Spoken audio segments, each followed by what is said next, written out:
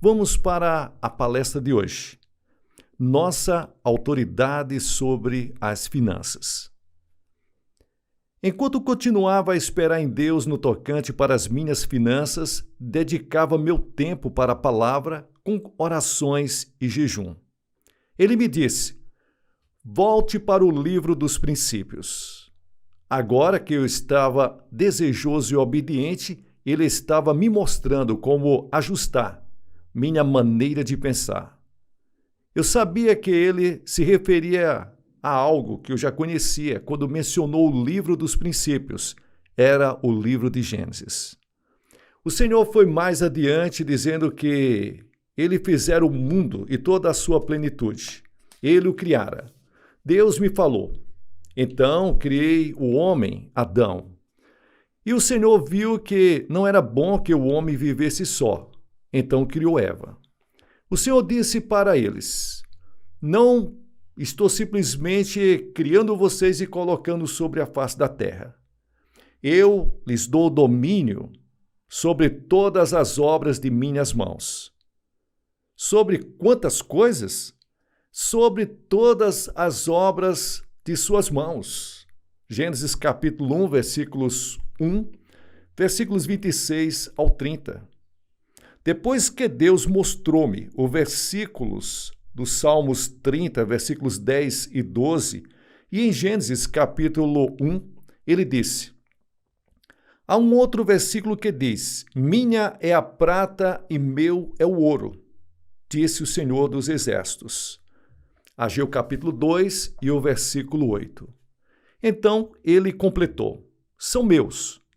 Não porque estão sob minha posse, mas porque eu os criei. Mas para quem você acha que cria o gado sobre milhares de montanhas? E a prata e o ouro? E o mundo e a sua plenitude? Para o diabo e suas hostes? Não. Eu os criei para o homem. Mas, continuou o Senhor, meu povo pensa diferente. Veja só. O diabo e seus seguidores podem dirigir um clube noturno, nem se importam em gastar milhares de dólares para colocar um luminoso que mostre a todos do que se trata. Mas se alguém puser uma placa bonita em uma igreja, algumas pessoas vão se opor. O diabo faz com que elas permaneçam enganadas. Como Satanás e seus seguidores possuem a maior parte do ouro e da prata? Se Deus criou o ouro e a prata para o homem. Já pensou nisso? E o Senhor me disse: a prata e o ouro não foram criados para o diabo e seus seguidores. Eu os entreguei a Adão, mas ele cometeu uma alta traição contra mim. Adão se vendeu, cometeu uma traição. Ele entregou tudo para Satanás.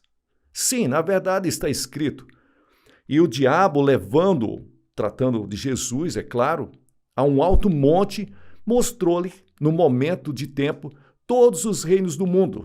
E disse-lhes o diabo: dar-te-ei a ti todo este poder e a sua glória, porque a mim me foi entregue, e dou-o a quem eu quero. Portanto, se tu me adorares, tudo será teu.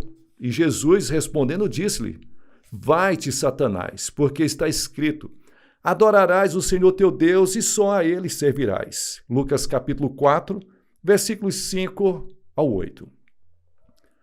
Quando o Senhor criou Adão, ele era, de certa forma, o Senhor deste mundo, porque Deus criou o mundo e toda a sua plenitude e entregou a Adão. Gênesis capítulo 1, versículos 26 e o versículo 28, conforme vocês conhecem. Mas lemos em 2 Coríntios capítulo 4, versículo 4, que Satanás é o Deus desse mundo. Bem, ele não possuía tal poder. Então, como o conquistou? Adão, ao desobedecer a Deus, traiu sua confiança, outorgando sua autoridade ao diabo. Adão não tinha o direito moral, mas tinha o direito legal para isso. Vejamos em Lucas capítulo 4, versículos 6 ao 7. Sabemos que Adão entregou seu domínio a Satanás porque este afirmou a Jesus: dar-te-ei a ti todo este poder e a sua glória, porque a mim me foi entregue, e dou-o a quem quero. Portanto, se tu me adorares, tudo será teu. Algumas pessoas dizem, o poder não pertencia a Satanás para que ele pudesse oferecê-lo. No entanto, se Satanás não pudesse fazer isso, não teria sido uma tentação para Jesus. E se não foi uma tentação, então por que a Bíblia diz que o mestre foi tentado? Lucas capítulo 4 e o versículo 2.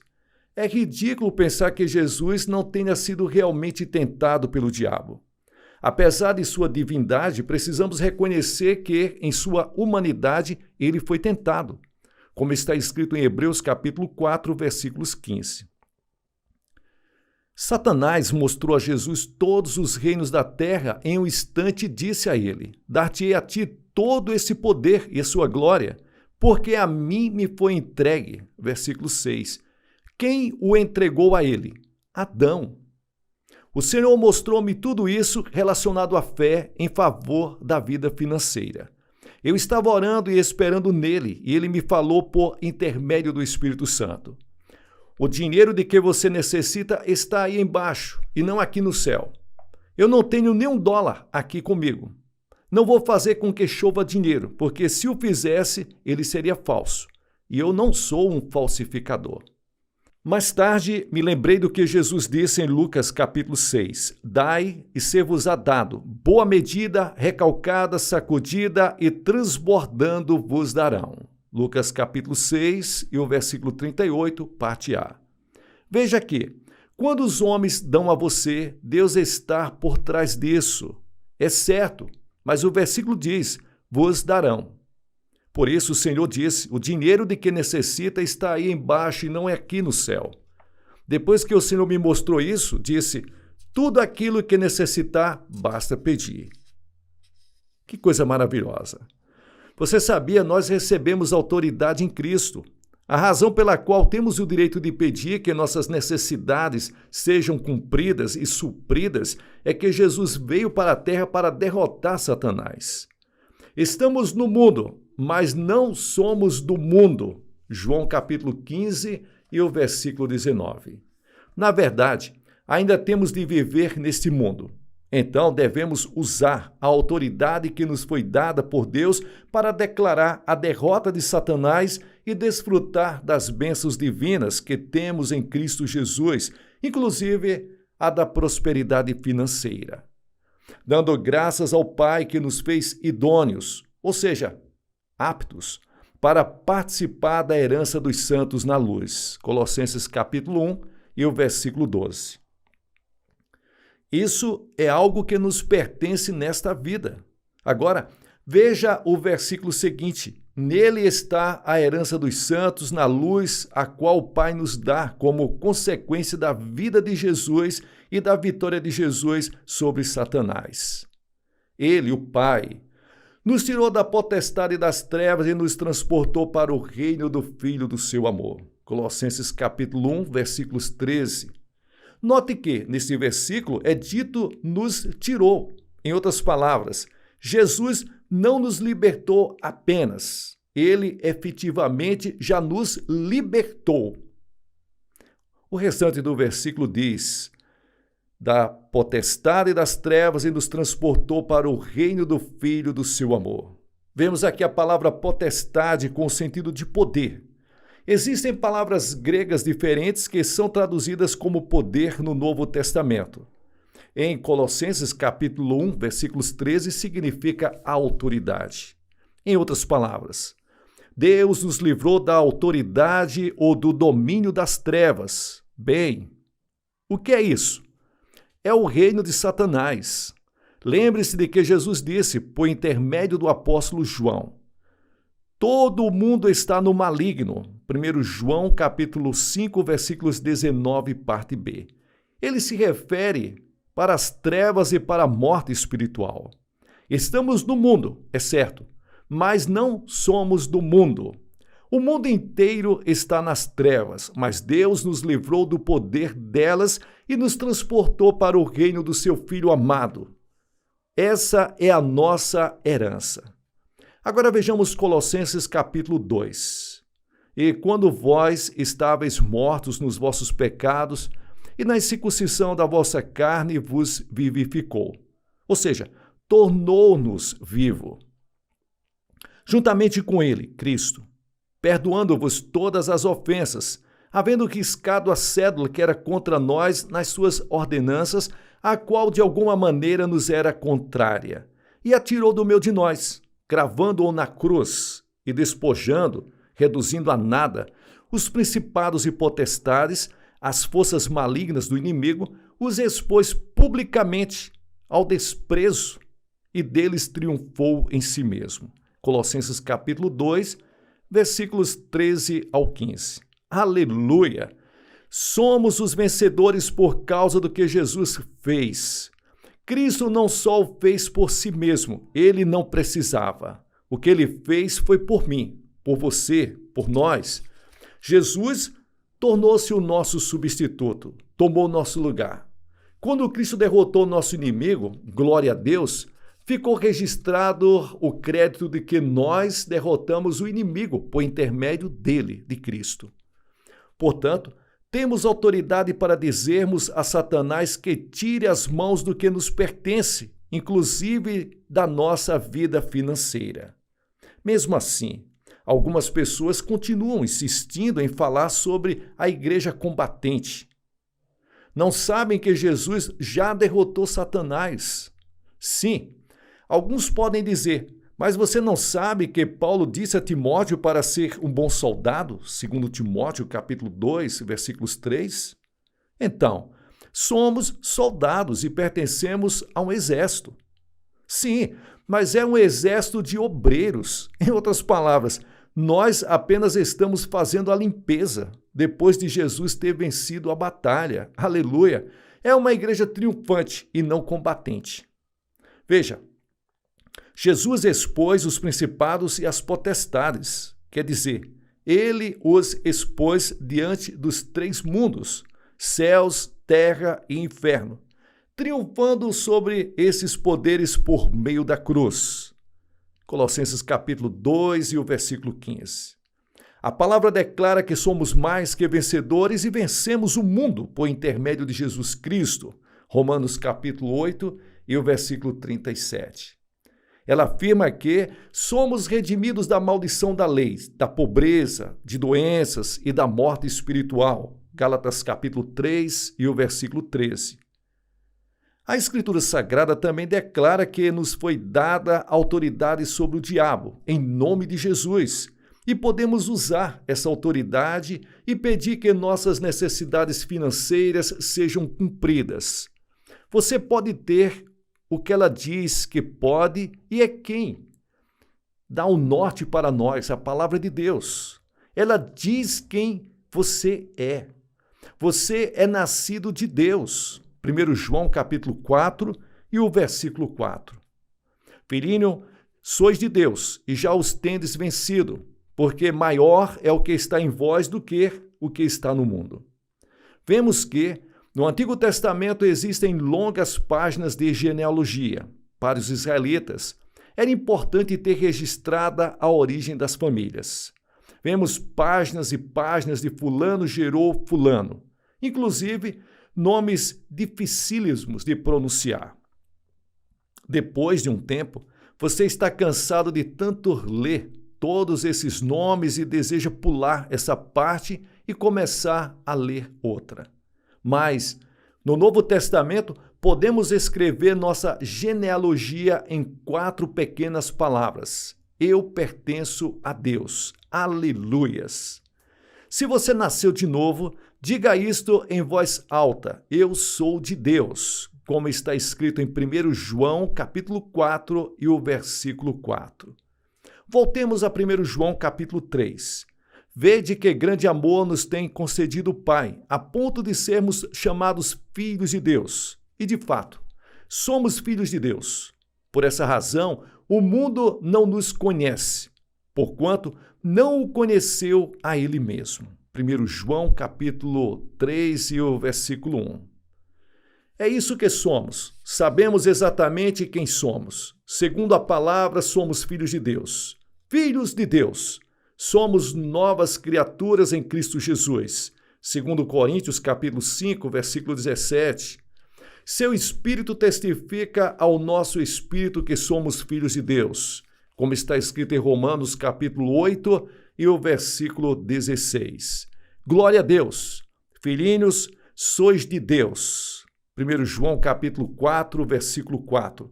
Essa é a nossa genealogia. E você sabia que os nascidos de Deus, eles são vencedores. Agora, observe a seguinte afirmação em 1 João capítulo 4 e o versículo 4, a parte A. E já os tendes vencido. Vencido quem? Todos aqueles demônios e espíritos maus que João mencionou nos versículos de 1 a 3. Ele disse, já os tendes vencido.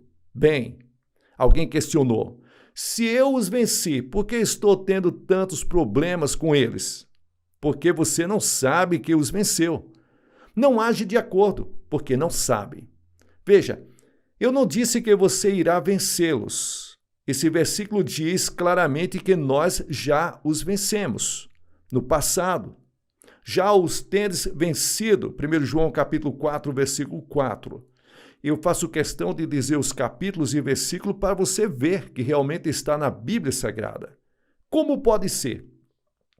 Por causa do restante do versículo, porque maior é o que está em vós do que o que está no mundo. Paulo escreveu para a igreja em Colosso e disse, aos quais Deus quis fazer conhecer quais são as riquezas da glória deste mistério entre os gentios, que é Cristo em vós, esperança da glória. Colossenses capítulo 1 e o versículo 27. Este é o mistério, pelo Espírito Santo. Cristo habita em nós e nós somos o corpo de Cristo. Ele é o cabeça e nós somos o corpo.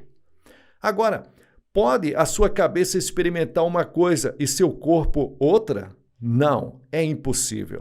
Da mesma forma, a vitória do Senhor Jesus é a nossa vitória. Ele venceu e destruiu os demônios e os espíritos maus. Tudo isso está registrado para nosso crédito. Perceba que João diz, vós já os tendes vencido. Então, por que as pessoas têm tantos problemas com os espíritos maus? Porque pensam da maneira errada.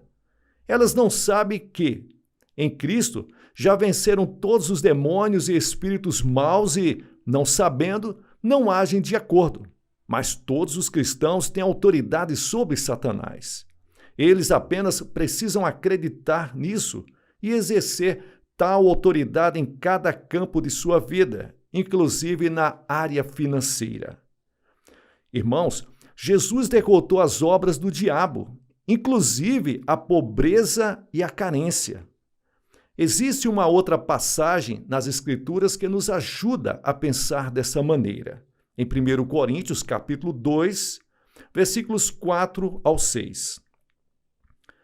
A minha palavra e a minha pregação não consistiram em palavras persuasivas de sabedoria humana, mas em demonstração do Espírito e de poder, para que a vossa fé não se apoiasse em sabedoria dos homens, mas no poder de Deus.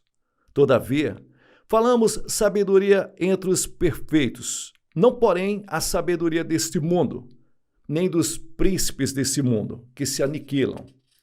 Lembre-se do que lemos em Colossenses capítulo 2, versículo 15, e despojando os principados e potestades, os expôs publicamente e deles triunfou em si mesmo. Jesus despojou principados e potestades. Se você verificar o rodapé de uma boa Bíblia de referência, verá escrito, ele aniquilou principados e potestades. Ele reduziu-os a nada.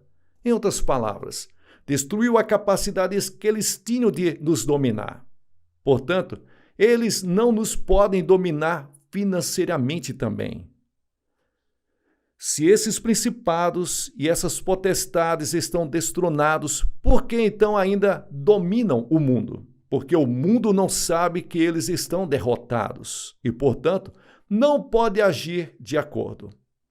Foi por isso que Jesus afirmou ser ungido pelo Espírito Santo. Como nós, para pregar a libertação. Alguém me questionou: o que você quer dizer com pregar a libertação? Pregar aos cativos? Você está liberto. Jesus o libertou. Essas potestades foram destruídas. São poderes derrotados. Sim, como está escrito em 1 João, capítulo 4 e o versículo 4. Filhinhos, sois de Deus e já os tendes vencido, porque maior é o que está em vós do que o que está no mundo.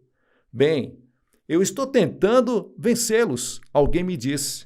Não tente, apenas aceite pela fé o que Jesus já fez. Tudo o que ele fez por você, a vitória de Cristo é a sua vitória. Glória a Deus por isso. Então, é hora de começar a exercer a nossa autoridade. Por isso, quando o Senhor me disse que eu pedisse o dinheiro de que precisasse, entendi o que ele quis dizer. Que eu cresce e exercesse a minha autoridade espiritual na área financeira. O Senhor me disse: o dinheiro de que você necessita não está aqui no céu. Não tenho dinheiro algum aqui comigo. O dinheiro que você precisa está aí embaixo na terra. É Satanás quem está impedindo de consegui-lo, não eu. Satanás permanecerá aí até que termine o tempo de Adão. Então, graças a Deus, Satanás será colocado num poço sem fundo por um tempo, para depois finalmente ser lançado no lago de fogo. E o Senhor me disse: não ore pedindo dinheiro, como tem feito. Tudo aquilo de que precisar, peça em nome de Jesus, e então diga a Satanás que tire as mãos do seu dinheiro e aos espíritos ministradores que façam com que todo o seu dinheiro vá até você. Isso aconteceu em 1950. A partir de então, não orei mais pedindo dinheiro. Falo com relação a mim. Agora, quando se trata do Instituto Rema dos Estados Unidos, é diferente. Apresentamos a necessidade de pessoas para ajudarem o Instituto de treinamento. Porque não é apenas a minha responsabilidade. O mesmo ocorre com a igreja local. Não é responsabilidade de apenas uma pessoa. Todos nós devemos crer em Deus, não somente o pastor. Mesmo assim, por outro lado, o pastor tem grande responsabilidade também, porque ele é uma autoridade. Assim, ele tem certas tarefas a cumprir e decisões a tomar na igreja, o que representa uma grande responsabilidade. Você sabe que os anjos são os espíritos ministradores.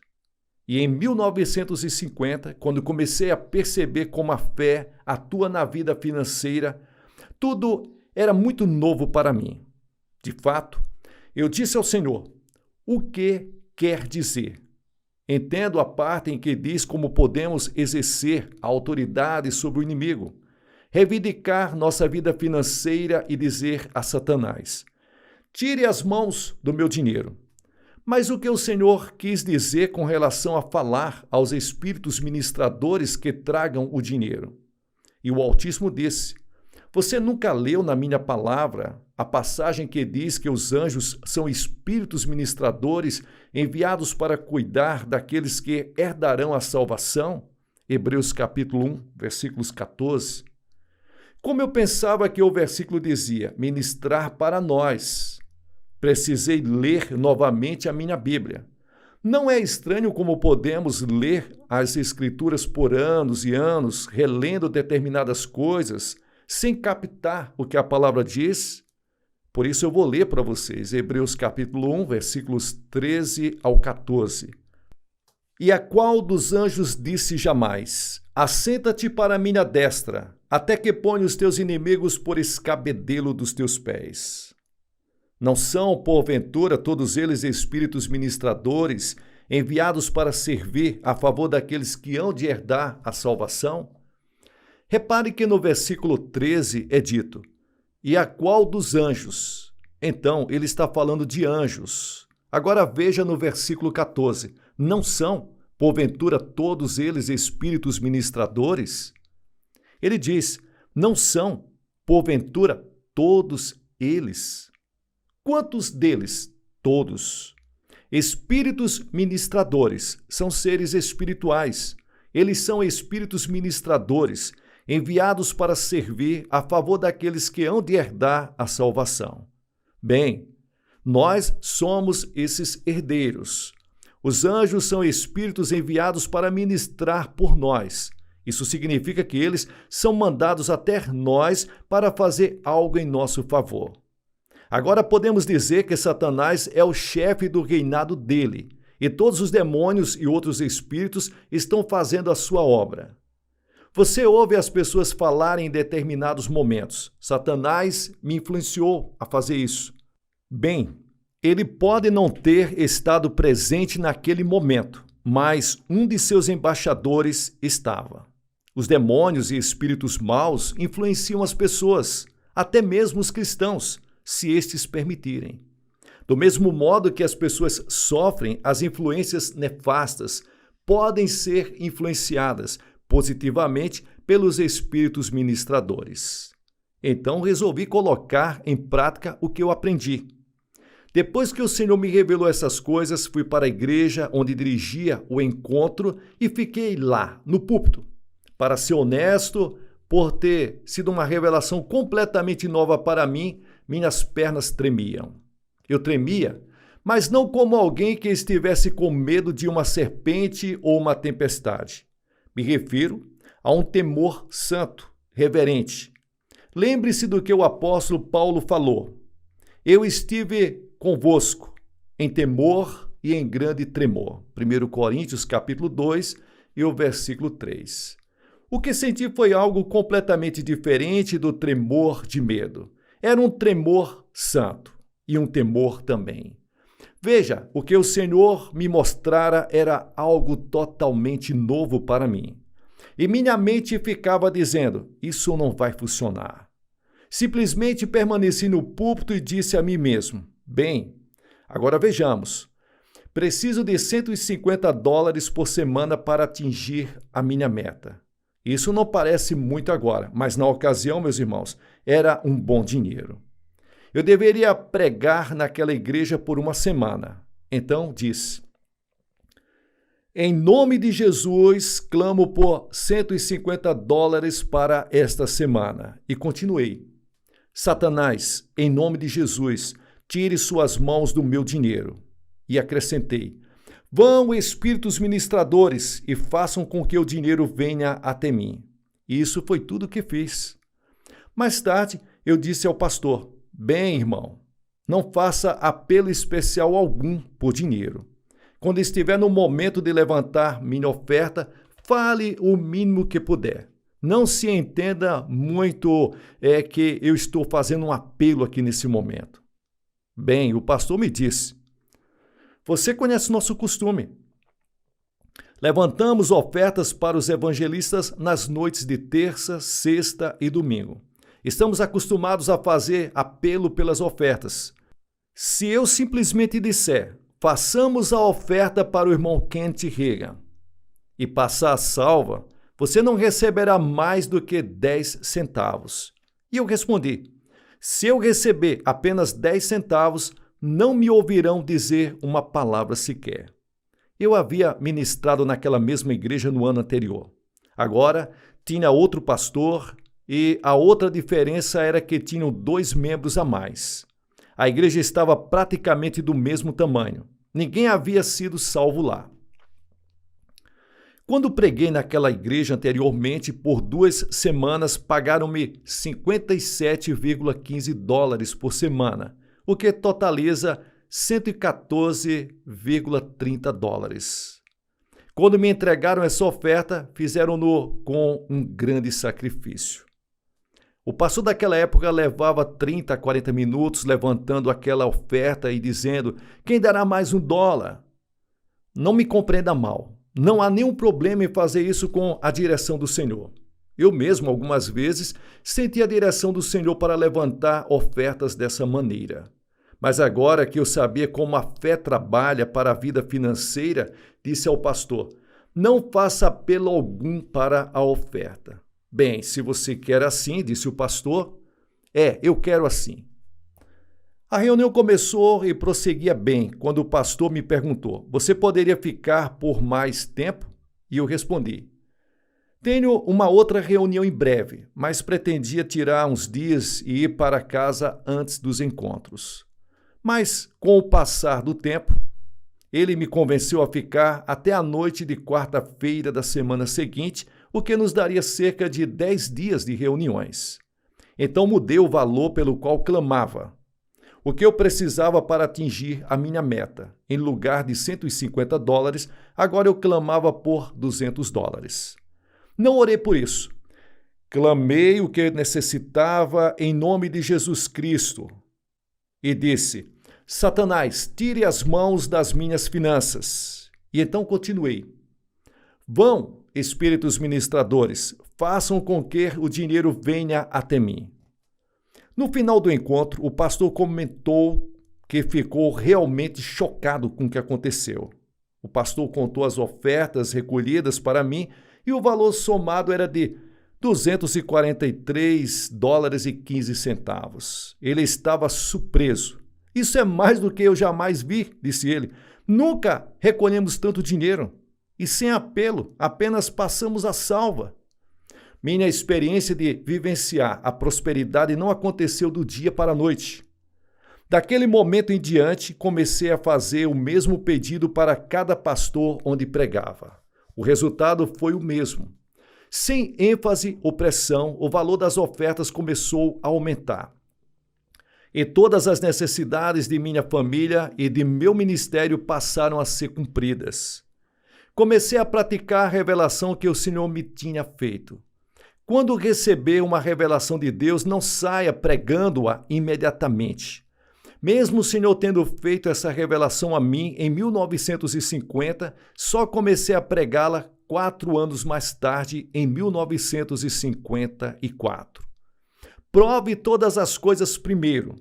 Se você receber qualquer revelação de Deus, meu amigo, verifique se ela está de acordo com a palavra e aplique-a em sua vida antes de começar a pregá-la. Se não funcionar para você, não vai funcionar para quem quer que seja.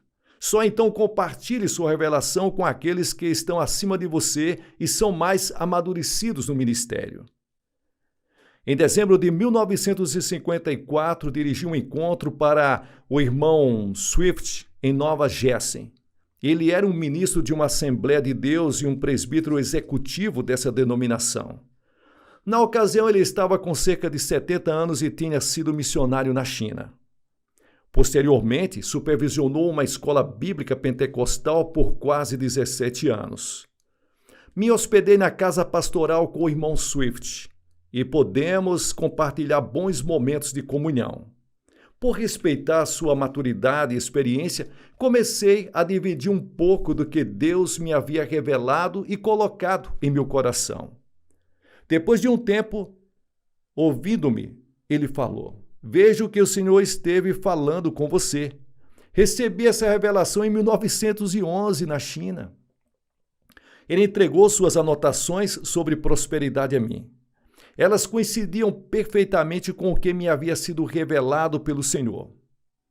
Mais tarde, escrevi um livro com o título Remidos da Miséria, da Enfermidade e da Morte, fundamentado em parte nas excelentes anotações de estudos concedido pelo Sr. Swift.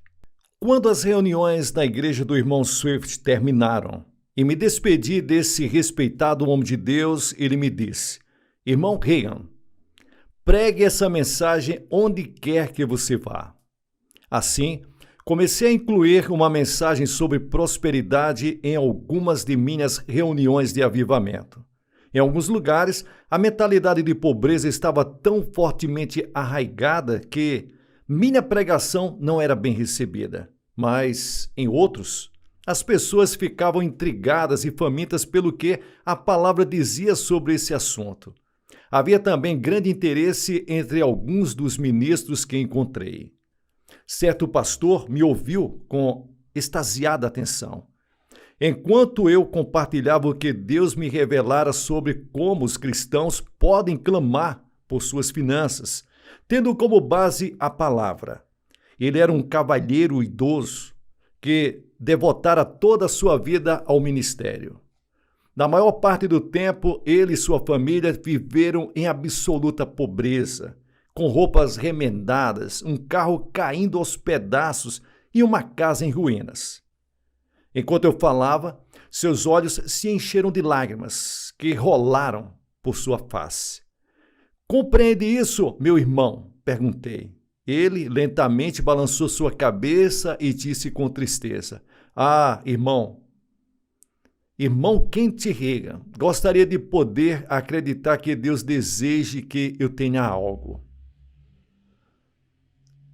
Eu também gostaria que ele pudesse ter acreditado. Ele era um bom homem honesto e sincero. Quem sabe do que teria sido capaz de realizar para o reino de Deus se tivesse obtido mais recursos financeiros? Lembrei-me do que Jesus disse no Sermão do Monte: Se vós, pois, sendo maus, sabeis dar boas coisas aos vossos filhos, quanto mais vosso Pai que está nos céus dará bens aos que lhes pedirem. Mateus capítulo 7 e o versículo 11. Veja o que essa tradução da Bíblia diz: dará bens aos que lhes pedirem.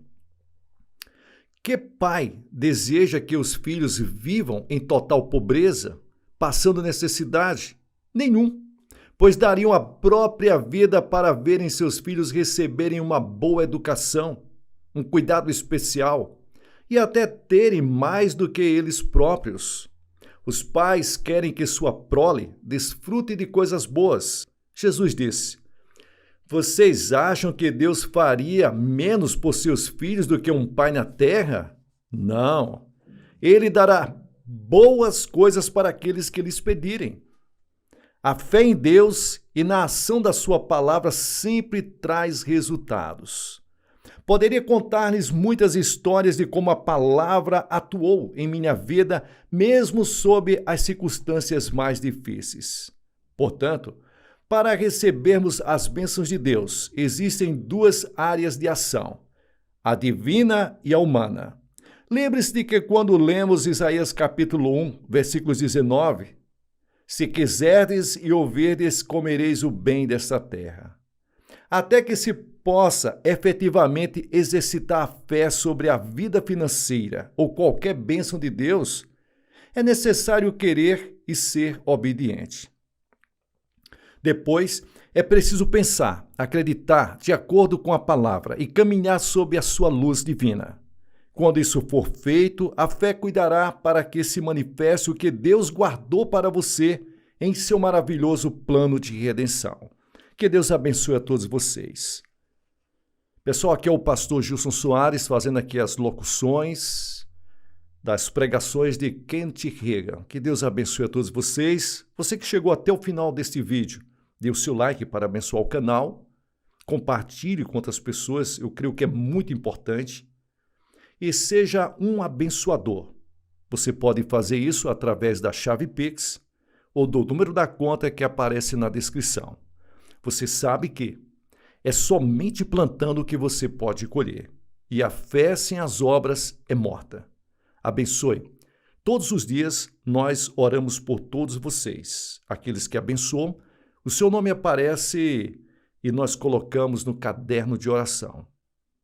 Que Deus vos abençoe e sucesso na sua caminhada.